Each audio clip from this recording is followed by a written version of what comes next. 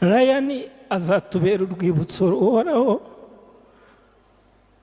rwa Bucura Simon Pierre, kandi sinshidikanya ko abavandimwe twese n'ababyeyi tuzamufata nk'impano idasanzwe. Imvugo no gusurwa by'Imana tutasobanukiwe.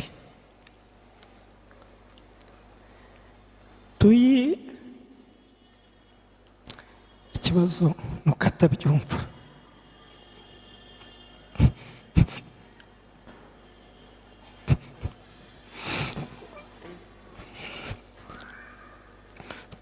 Namukundaga,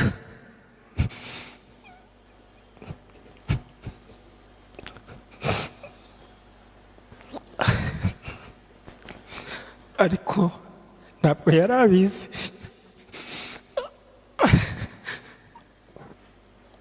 Ariko namukundaga cyane. Yari agasenteri, muramubona.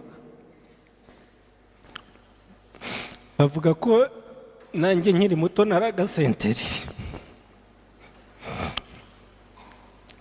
Turi abageni, hari igihe yazaga mu rugo agatwara igare muri salo, akagare k'abana. Ariko nareba iyo foto nkabura imbaraga zo kumuhana. Twajyaga tumwita mu rugo Rwami, kuko atansiyo yose yari kuri. Yari musaza wacu, bamwe bari barumuna be. Yari umuntu mwiza, yari inshuti nziza, yari inshuti y'abakiriya be, ntabwo mwabyumva.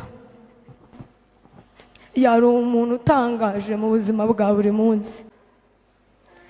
Yatubwiraga ngo ntitukamwite bosi, ye tumwita dadi. Ariko birababaje ko uyu munsi ntabwo turi kumwe nawe. Ababyeyi ba Munyempundu na Peter, mwabyaye abana batangaje. Imana ikomeze kubarinda, idugirire umunsi mwiza, kandi duhe imbaraga zo kwihangana, kandi ikomeze umuryango we. Twese nk'abakozi tubifurije umunsi mwiza, Imana ibarinde.